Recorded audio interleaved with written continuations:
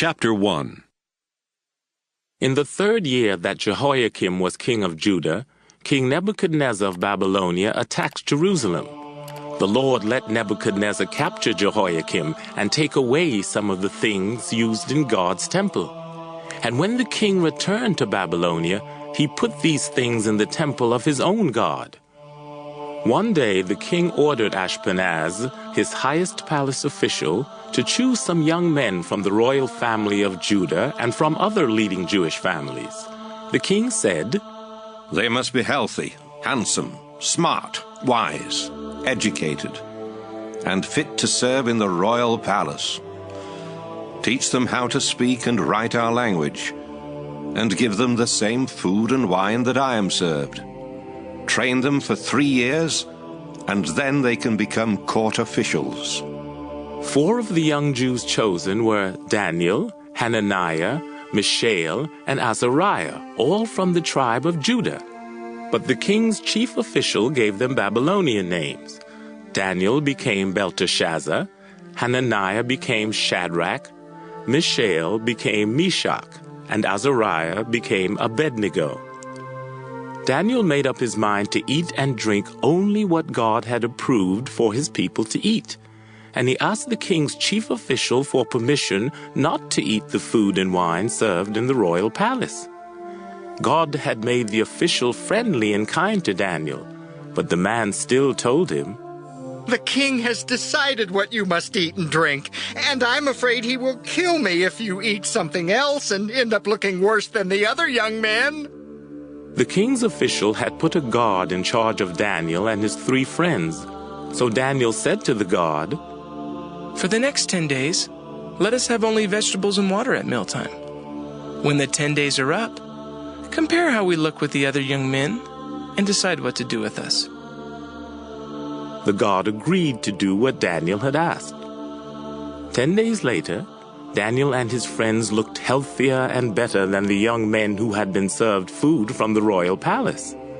After this, the guard let them eat vegetables instead of the rich food and wine. God made the 4 young men smart and wise. They read a lot of books and became well educated. Daniel could also tell the meaning of dreams and visions. At the end of the 3-year period set by King Nebuchadnezzar, his chief palace official brought all the young men to him. The king interviewed them and discovered that none of the others were as outstanding as Daniel, Hananiah, Mishael, and Azariah. So they were given positions in the royal court. From then on, whenever the king asked for advice, he found their wisdom was 10 times better than that of any of his other advisors and magicians. Daniel served there until the 1st year of King Cyrus. Daniel, chapter 2. During the 2nd year that Nebuchadnezzar was king, he had such horrible nightmares that he could not sleep.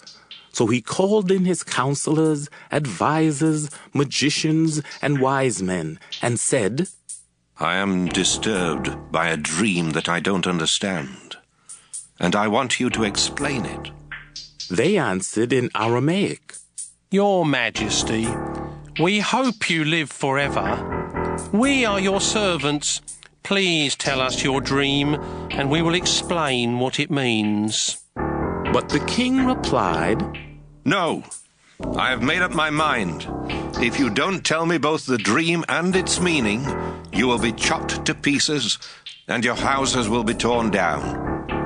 However, if you do tell me both the dream and its meaning, you will be greatly rewarded and highly honored. Now, tell me the dream and explain what it means." "Your Majesty," they said, "if you will only tell us your dream, we will interpret it for you." The king replied, "You're just stalling for time, because you know what's going to happen if you don't come up with the answer. You decided to make up a bunch of lies, hoping I might change my mind. Now tell me the dream, and that will prove that you can interpret it." His advisors explained, "Your Majesty, you are demanding the impossible. No king, not even the most famous and powerful, has ever ordered his advisors, magicians or wise men to do such a thing. It can't be done, except by the gods, and they don't live here on earth. This made the king so angry that he gave orders for every wise man in Babylonia to be put to death, including Daniel and his 3 friends. Arioch was the king's official in charge of putting the wise men to death. He was on his way to have it done when Daniel very wisely went to him and asked, "Why did the king give such cruel orders?" After Arioch explained what had happened, Daniel rushed off and said to the king, "If you will just give me some time, I'll explain your dream." Daniel returned home and told his 3 friends.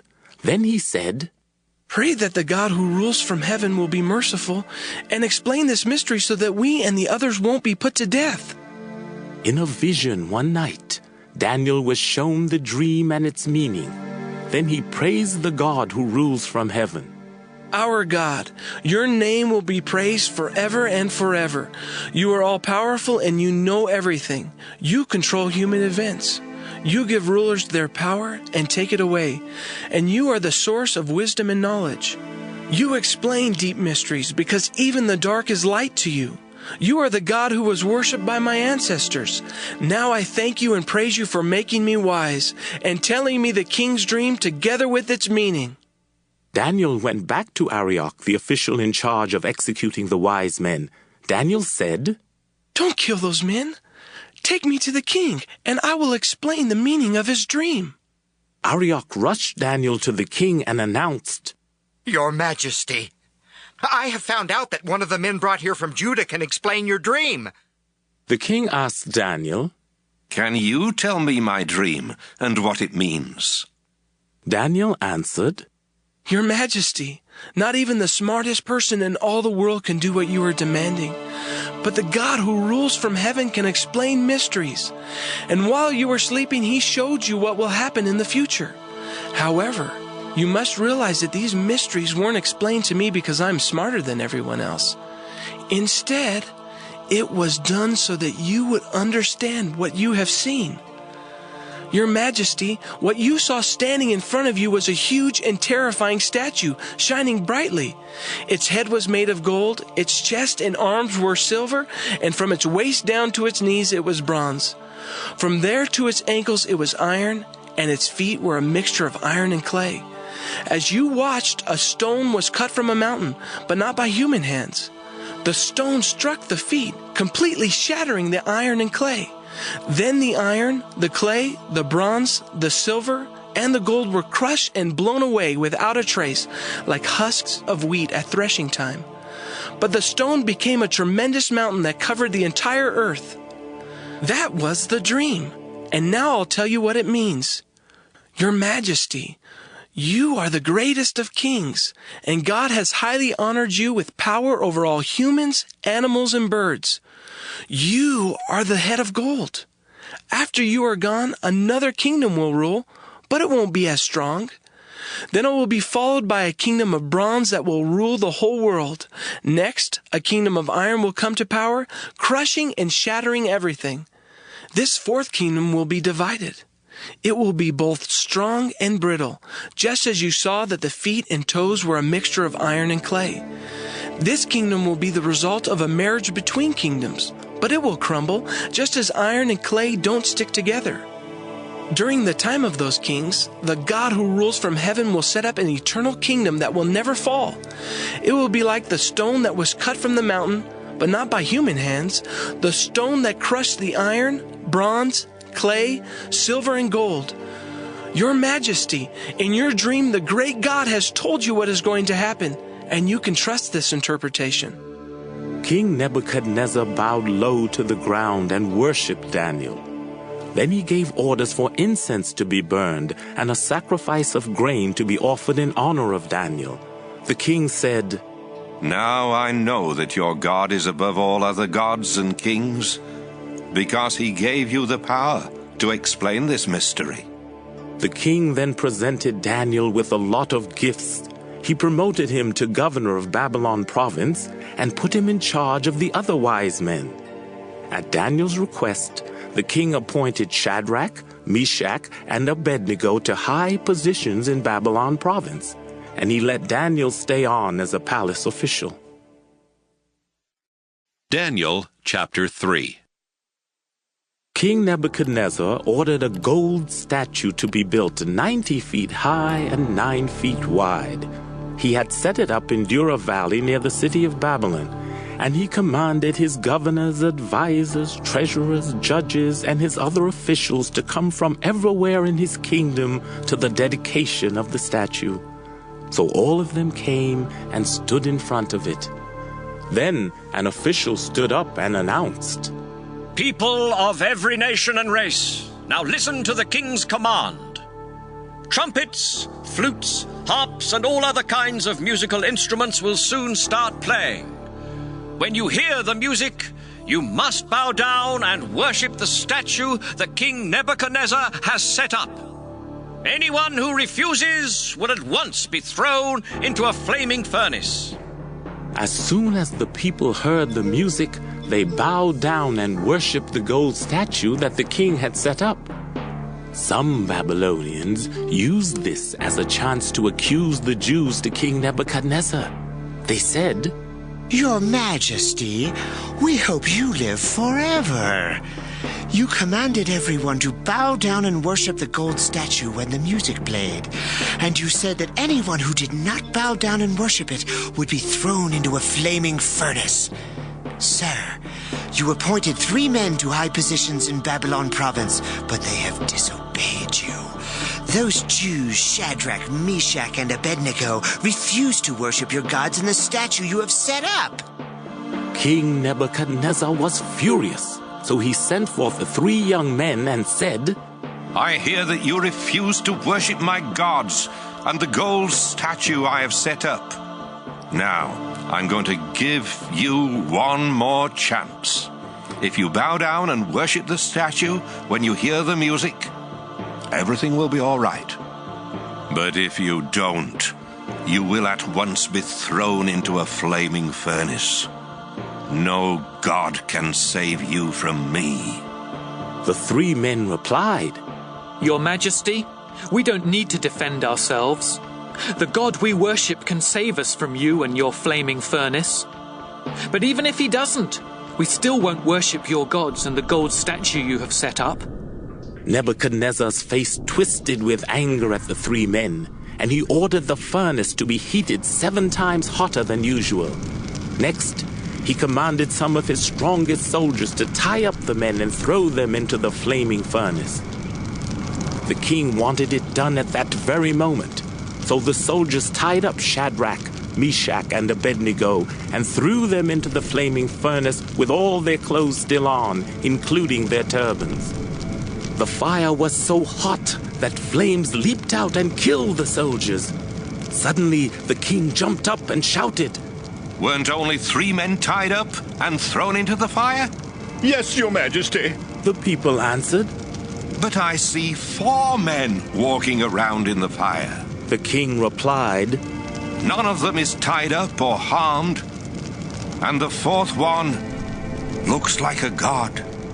Nebuchadnezzar went closer to the flaming furnace and said to the 3 young men, You servants of the Most High God, come out at once. They came out, and the king's high officials, governors, and advisors all crowded around them. The men were not burned. Their hair wasn't scorched, and their clothes didn't even smell like smoke. King Nebuchadnezzar said, Praise their God for sending an angel to rescue his servants. They trusted their God and refused to obey my commands. Yes, they chose to die rather than to worship or serve any god except their own. And I won't allow people of any nation or race to say anything against their God. Anyone who does will be chopped up, and their houses will be torn down, because no other God has such great power to save. After this happened, the king appointed Shadrach, Meshach, and Abednego to even higher positions in Babylon province. Daniel chapter 4. King Nebuchadnezzar sent the following letter to the people of all nations and races on the earth. Greetings to all of you. I am glad to tell you about the wonderful miracles God Most High has done for me. His miracles are mighty and marvelous. He will rule forever, and his kingdom will never end. I was enjoying a time of peace and prosperity when suddenly I had some horrifying dreams and visions. Then I commanded every wise man in Babylonia to appear in my court, so they could explain the meaning of my dream. After they arrived, I told them my dream, but they were not able to say what it meant. Finally, a young man named Daniel came in, and I told him the dream. The holy gods had given him special powers, and I had renamed him Belteshazzar, after my own god. I said, Belteshazzar, not only are you the wisest of all advisors and counselors, but the holy gods have given you special powers to solve the most difficult mysteries. So listen to what I dreamed, and tell me what it means. In my sleep, I saw a very tall tree in the center of the world. It grew stronger and higher until it reached to heaven and could be seen from anywhere on earth. It was covered with leaves and heavy with fruit, enough for all nations. Wild animals enjoyed its shade, birds nested in its branches, and all creatures on earth lived on its fruit. While I was in bed, having this vision, a holy angel came down from heaven and shouted, Chop down the tree and cut off its branches. Strip off its leaves and scatter its fruit. Make the animals leave its shade and send the birds flying from its branches. But leave its stump and roots in the ground, surrounded by grass and held by chains of iron and bronze. Make sure that this ruler lives like the animals out in the open fields, unprotected from the dew. Give him the mind of a wild animal for 7 long years. This punishment is given at the command of the holy angels.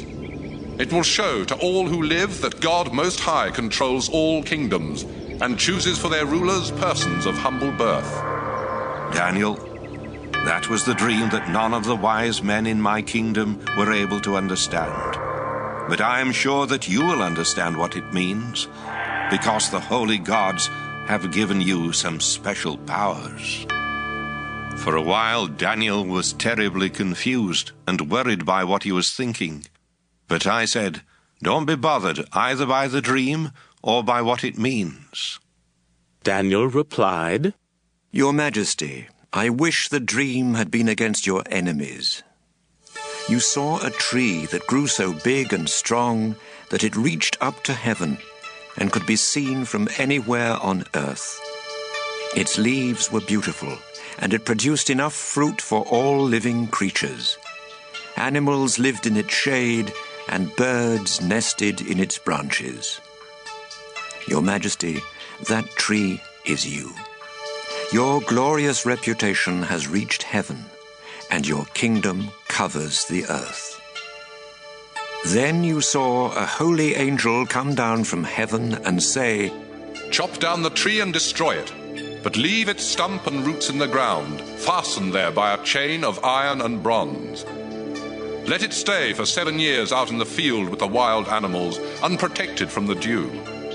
Your Majesty, God Most High has sent you this message, and it means that you will be forced to live with the wild animals far away from humans. You will eat grass like a wild animal and live outdoors for 7 years until you learn that God Most High controls all earthly kingdoms and chooses their rulers. But he gave orders not to disturb the stump and roots. This is to show that you will be king once again, after you learn that the God who rules from heaven is in control. Your Majesty, please be willing to do what I say. Turn from your sins and start living right. Have mercy on those who are mistreated. Then all will go well with you for a long time. About 12 months later, I was walking on the flat roof of my royal palace and admiring the beautiful city of Babylon when these things started happening to me. I was saying to myself, just look at this wonderful capital city that I have built by my own power and for my own glory. But before I could finish speaking, a voice from heaven interrupted. King Nebuchadnezzar, this kingdom is no longer yours. You will be forced to live with the wild animals away from people. For 7 years you will eat grass as though you were an ox, until you learn that God Most High is in control of all earthly kingdoms, and that He is the one who chooses their rulers. This was no sooner said than done. I was forced to live like a wild animal. I ate grass and was unprotected from the dew. As time went by, my hair grew longer than eagle feathers, and my fingernails looked like the claws of a bird. Finally, I prayed to God in heaven, and my mind was healed. Then I said, I praise and honor God Most High. He lives forever, and His kingdom will never end. To Him the nations are far less than nothing. God controls the stars in the sky and everyone on this earth. When God does something, we cannot change it or even ask why. At that time, my mind was healed, and once again I became the ruler of my glorious kingdom. My advisors and officials returned to me, and I had greater power than ever before.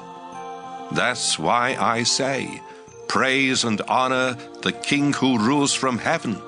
Everything He does is honest and fair, and He can shatter the power of those who are proud. Daniel chapter 5. One evening, King Belshazzar gave a great banquet for 1,000 of his highest officials, and he drank wine with them. He got drunk and ordered his servants to bring in the gold and silver cups his father Nebuchadnezzar had taken from the temple in Jerusalem. Belshazzar wanted the cups so that he and all his wives and officials could drink from them. When the gold cups were brought in, everyone at the banquet drank from them and praised their idols made of gold, silver, bronze, iron, wood, and stone. Suddenly, a human hand was seen writing on the plaster wall of the palace. The hand was just behind the lampstand, and the king could see it writing. He was so frightened that his face turned pale, his knees started shaking, and his legs became weak. The king called in his advisors, who claimed they could talk with the spirits of the dead and understand the meanings found in the stars. He told them, The man who can read this writing and tell me what it means will become the third most powerful man in my kingdom. He will wear robes of royal purple and a gold chain around his neck. All of King Belshazzar's highest officials came in, but not one of them could read the writing or tell what it meant, and they were completely puzzled. Now the king was more afraid than ever before, and his face turned white as a ghost. When the queen heard the king and his officials talking, she came in and said, Your Majesty, I hope you live forever. Don't be afraid or look so pale. In your kingdom, there is a man who has been given special powers by the holy gods. When your father, Nebuchadnezzar, was king, this man was known to be as smart, intelligent, and wise as the gods themselves. Your father put him in charge of all who claimed they could talk with the spirits, or understand the meanings in the stars, or tell about the future. He also changed the man's name from Daniel to Belteshazzar. Not only is he wise and intelligent, but he can explain dreams and riddles and solve difficult problems. Send for Daniel, and he will tell you what the writing means. When Daniel was brought in, the king said, So, you are Daniel, one of the captives my father brought back from Judah. I was told that the gods have given you special powers, and that you are intelligent and very wise. Neither my advisers nor the men who talk with the spirits of the dead could read this writing or tell me what it means. But I've been told that you understand everything and that you can solve difficult problems. Now then, if you can read this writing and tell me what it means, you will become the third most powerful man in my kingdom. You will wear royal purple robes and have a gold chain around your neck. Daniel answered, Your Majesty, I will read the writing and tell you what it means, but you may keep your gifts or give them to someone else. Sir, the Most High God made your father a great and powerful man, and brought him much honor and glory. God did such great things for him that people of all nations and races shook with fear. Your father had the power of life or death over everyone, and he could honor or ruin anyone he chose. But when he became proud and stubborn, his glorious kingdom was taken from him. His mind became like that of an animal, and he was forced to stay away from people and live with wild donkeys. Your father ate grass like an ox, and he slept outside where his body was soaked with dew. He was forced to do this until he learned that the Most High God rules all kingdoms on earth and chooses their kings. King Belshazzar, you knew all of this, but you still refused to honor the Lord who rules from heaven. Instead, you turned against him and ordered the cups from his temple to be brought here, so that you and your wives and officials could drink wine from them. You praised idols made of silver, gold, bronze, iron, wood, and stone, even though they cannot see or hear or think. You refused to worship the God who gives you breath and controls everything you do. That's why he sent the hand to write this message on the wall. The words written there are Mimi, which means numbered, Tekel, which means weighed, and Parsin, which means divided. God has numbered the days of your kingdom and has brought it to an end.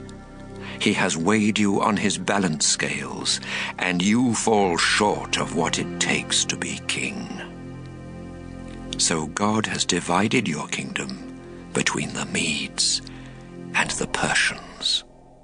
Belshazzar gave a command for Daniel to be made the third most powerful man in his kingdom and to be given a purple robe and a gold chain. That same night the king was killed. Then Darius the Mede, who was 62 years old, took over his kingdom. Daniel chapter 6. Darius divided his kingdom into 120 states and placed a governor in charge of each one. In order to make sure that his government was run properly, Darius put 3 other officials in charge of the governors. One of these officials was Daniel, and he did his work so much better than the other governors and officials that the king decided to let him govern the whole kingdom. The other men tried to find something wrong with the way Daniel did his work for the king, but they could not accuse him of anything wrong because he was honest and faithful and did everything he was supposed to do. Finally, they said to one another, "We will never be able to bring any charge against Daniel, unless it has to do with his religion." They all went to the king and said, "Your Majesty, we hope you live forever. All of your officials, leaders, advisors, and governors agree that you should make a law forbidding anyone to pray to any god or human except you for the next 30 days. Everyone who disobeys this law must be thrown into a pit of lions. Order this to be written and then sign it so it cannot be changed, just as no written law of the Medes and Persians can be changed." So King Darius made the law and had it written down. Daniel heard about the law, but when he returned home, he went upstairs and prayed in front of the window that faced Jerusalem. In the same way that he had always done, he knelt down in prayer 3 times a day, giving thanks to God. The men who had spoken to the king watched Daniel and saw him praying to his God for help. They went back to the king and said, Didn't you make a law that forbids anyone to pray to any god or human except you for the next 30 days? And doesn't the law say that everyone who disobeys it will be thrown into a pit of lions? Yes, that's the law I made. The king agreed. And just like all written laws of the Medes and Persians, it cannot be changed. The men then told the king, That Jew named Daniel, who was brought here as a captive, refuses to obey you or the law that you ordered to be written. And he still prays to his God 3 times a day. The king was really upset to hear about this, and for the rest of the day he tried to think how he could save Daniel. At sunset, the men returned and said, Your Majesty, remember that no written law of the Medes and Persians can be changed, not even by the king. So Darius ordered Daniel to be brought out and thrown into a pit of lions. But he said to Daniel, You have been faithful to your God, and I pray that he will rescue you. A stone was rolled over the pit, and it was sealed. Then Darius and his officials stamped the seal to show that no one should let Daniel out. All night long the king could not sleep. He did not eat anything, and he would not let anyone come in to entertain him. At daybreak, the king got up and ran to the pit. He was anxious and shouted, Daniel, you were faithful and served your God. Was he able to save you from the lions? Daniel answered, Your Majesty, I hope you live forever. My God knew that I was innocent, and he sent an angel to keep the lions from eating me. Your Majesty, I have never done anything to hurt you. The king was relieved to hear Daniel's voice, and he gave orders for him to be taken out of the pit. Daniel's faith in his God had kept him from being harmed, and the king ordered the men who had brought charges against Daniel to be thrown into the pit together with their wives and children. But before they even reached the bottom, the lions ripped them to pieces.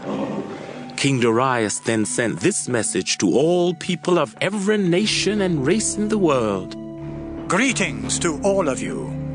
I command everyone in my kingdom to worship and honor the God of Daniel. He is the living God, the one who lives forever. His power and his kingdom will never end. He rescues people and sets them free by working great miracles. Daniel's God has rescued him from the power of the lions. All went well for Daniel while Darius was king, and even when Cyrus the Persian ruled. Daniel chapter 7. Daniel wrote, In the first year of King Belshazzar of Babylonia, I had some dreams and visions while I was asleep one night, and I wrote them down. The 4 winds were stirring up the mighty sea, when suddenly 4 powerful beasts came out of the sea. Each beast was different. The first was like a lion with the wings of an eagle. As I watched, its wings were pulled off. Then it was lifted to an upright position and made to stand on 2 feet, just like a human, and it was given a human mind. The second beast looked like a bear standing on its hind legs. It held 3 ribs in its teeth, and it was told, Attack! Eat all the flesh you want. The third beast was like a leopard, except that it had 4 wings and 4 heads. It was given authority to rule. The fourth beast was stronger and more terrifying than the others. Its huge teeth were made of iron, and what it didn't grind with its teeth, it smashed with its feet. It was different from the others, and it had horns on its head, 10 of them. Just as I was thinking about these horns, a smaller horn appeared, and 3 of the other horns were pulled up by the roots to make room for it. This horn had the eyes of a human, and a mouth that spoke with great pride. Thrones were set up while I was watching, and the eternal God took his place. His clothing and his hair were white as snow. His throne was a blazing fire with fiery wheels, and flames were dashing out from all around him. Countless thousands were standing there to serve him. The time of judgment began, and the books were opened. I watched closely to see what would happen to this smaller horn because of the arrogant things it was saying. Then, before my very eyes, the fourth beast was killed and its body destroyed by fire. The other 3 beasts had their authority taken from them, but they were allowed to live a while longer. As I continued to watch the vision that night, I saw what looked like a son of man. 24 other thrones were in a circle around that throne, and on each of these thrones there was an elder, dressed in white clothes and wearing a gold crown. Flashes of lightning and roars of thunder came out from the throne in the center of the circle. 7 torches, which are the 7 spirits of God, were burning in front of the throne. Also in front of the throne was something that looked like a glass sea, clear as